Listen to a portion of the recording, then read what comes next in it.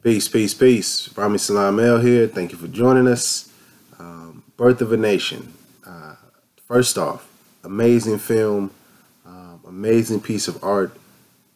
Thank you to everybody that put that film together. The people that was, acting in it. The people that was editing the film. The sound, the lighting, the craft services, the assistants, the producers, the money people, the promotions and marketing, public relations, any and everyone that had just a fingernail, an eyelash into this film. Thank you. I've seen it 2 times already. Once by myself at Grand Lake, and then once with my dad last night. Amazing, inspiring,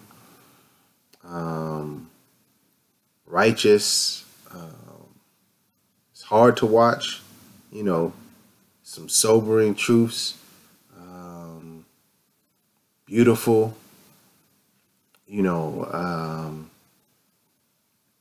well, I don't want to ruin the movie, so I don't want to speak about too many specific scenes, but I will say the scene, the bunch of scenes that deals with Nat Turner and his wife when something happens to his wife. All of those scenes are powerful.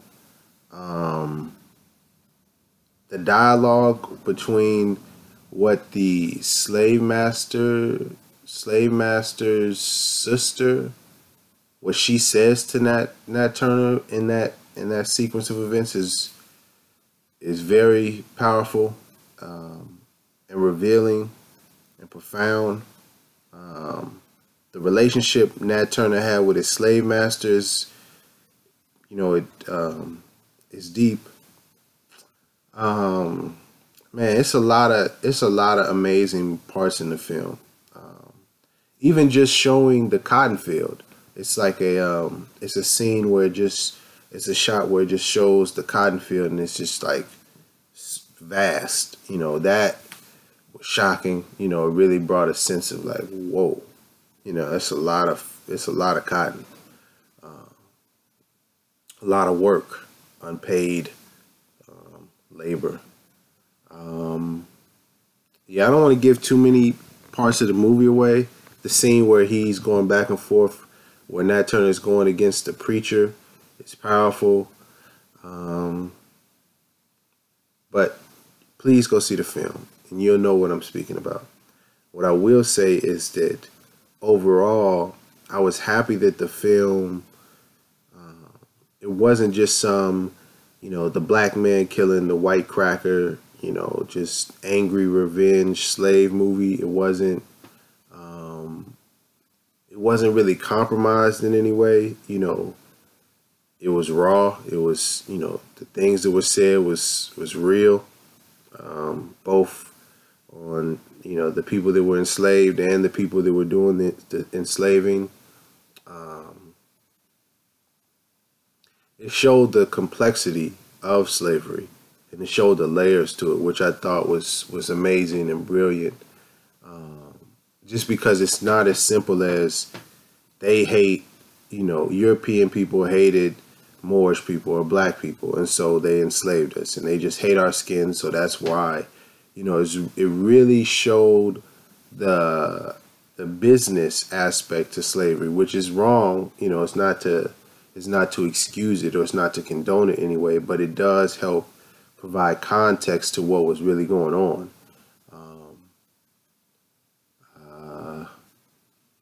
Man, and most of all, for me personally, it was a very strong lesson in faith. Because Nat Turner was doing it based on righteousness. And while I don't agree with the killing aspect, I did. It gave me. It was just. I found more respect and more. I was just astonished by like the honor and the. I don't know, the strength of Nat Turner. you know, the spiritual strength, not necessarily just the physical strength, but the spiritual strength to keep going, you know, even in the face of some of the brutal shit that he was seeing. You know what I mean? And to not give up on God and to not feel like God had left them in those conditions was really powerful because, you know, I reflect on the conditions that we're in now.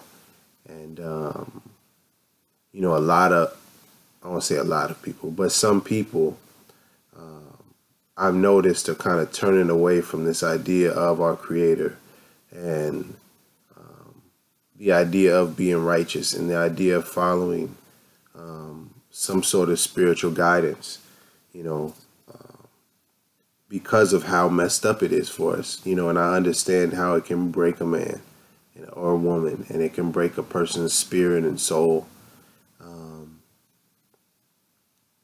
So seeing this movie, you know, it's powerful on so many different levels, but for me personally, it inspired me to be even stronger in my convictions on and what I stand on, you know, especially as it relates to this Moorish movement and, you know, us being Moors and not blacks or Negroes, because because it's the truth, you know what I mean? Because it's the truth, and because it's what we're supposed to do, or at least it's what I'm supposed to do. So yeah, you know, I don't want to speak too long. Go see the movie. Nate Parker directed, starred in it. Nat Turner is the film. The name of it is A Birth of a Nation. Oh, and if you don't know, that's actually the name of an original movie called A Birth of a Nation, and you should do the history. Go look up the original A Birth of a Nation, which came out in the 1910s, and look up. Matter of fact, what I'll do is I'll let Nate Parker explain some of the history of A Birth of a Nation. That's what we'll do. So in closing, go see A Birth of a Nation, Nate Parker's film, A Birth of a Nation, about Nat Turner. And Nate Parker, if you do see this, we will meet sooner or later, hopefully sooner. I have some ideas on the next film, and and I know that it will change the world. Nawoju Ali. Much love. Keep shining. Be amazing. Be love. Represent love. You know, love instead of hate. That is the way. Thank you. That's it. Peace.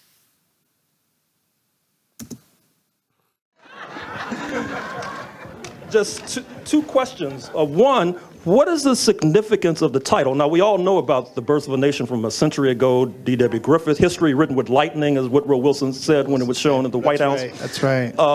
What were you trying to tell us by titling this film Birth of a Nation? Well, I was trying to remind us of something. The reality is that D.W. Griffith had more of an effect on American society than we would like to believe. This was the very first, second, he did the first and the second. Technically, it's the second film, but the first, what we would call feature film, and our foundation as Hollywood. A lot of people are asking me this question about the awards and this and that, and it's funny because I don't want to deal with that question because I feel like it's symptomatic of a bigger issue, and the bigger issue is the root, and the root is D.W. Griffith. What he did was it was very interesting. It was crafty. He took advantage of you know, the American consciousness and Reconstruction. We're in a very fragile state. When I say we, I say America, so take it with a grain of salt. I'm just saying we as a blanket America. Of course, I wasn't a part of that we back then, but we're in a fragile state, you know, and you know, you can imagine the workforce being flooded with, you know, millions of free labor. I mean, kind of like what's happening in you know, in California, and you can imagine if you can see the resistance now against our Mexican brothers and sisters by some, you can only imagine poor whites and the economy being turned upside down, and people looking at people of African descent as a threat. to society and sustenance of white people. So he basically gave a battle cry, a mantra. If we are to survive, we must embrace white supremacy. And we think of white supremacy, we think of the KKK rising to 4 million, which it did after his film, after his film premiered. We think of it in terms of, oh, so there was America, and then there was this KKK of crazy racist cross-burners that emerged from this film. That wasn't the case. It was as intrinsic or as common or as accepted as the terror alert.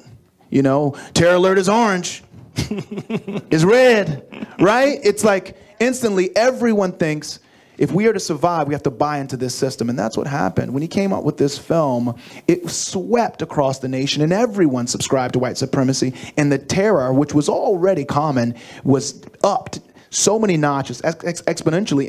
And people, I mean, there are records, the oral history of people coming out of the theater from this film, The Birth of a Nation, and lynching the first black people they saw, ripping them bit to bit, setting them on fire. That's what this film did. So when we wonder why, you know, racism is so pervasive in Hollywood, it's because of this one thing. It all funnels down to this one idea. If we are to survive, we must embrace white supremacy. And then the whole idea of us having to assimilate and be absorbed into the culture of the oppressor to be able to survive, then we become indoctrinated with that same idea. Embrace white supremacy or die. So here we are as black people embracing white supremacy against ourselves. But all of that is symptomatic of the root. So what I want to do with this film is get anyone that has never seen it to start thinking about it.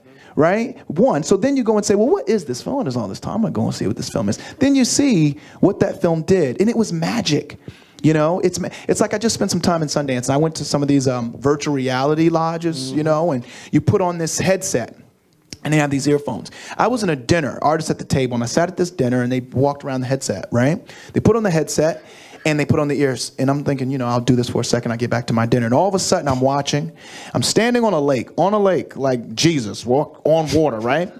All of a sudden, a train in the distance starts coming.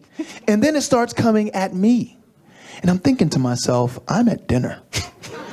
I'm not standing on a lake, and a train is not coming at me. But as that train started coming and the sound design and getting real loud, I started to get afraid. You know, my heart started to beat and race. And I'm thinking to myself, this is insane. You know, I jumped out of the way of the train in dinner. And I took this thing off and I'm like, this is remarkable. Now imagine, you've never seen a film. You've never been to a theater. It's 1915, and D.W. Griffith says, I have this thing called the moving picture. And everyone crowds into a place, right? And all of a sudden, you're seeing something magical that you've never, ever had to contextualize. And the message, the underlining message is, in order for us to survive, we need to subjugate and destroy and decimate these people. And you leave, and there are children, and there's older, and more people saw this film than any film ever. I mean, and adjusted for inflation, I want to say it made $1.8 billion, right? So if we're wondering why we're still dealing with race and film, we have context. We have something to look to. So all I wanted to do is broaden the spectrum. So we're not talking about one event and what to do about that one event. We're talking about what to do with an entire system that was designed and built on a foundation of hate and race and racial injustice and intolerance. Thank you.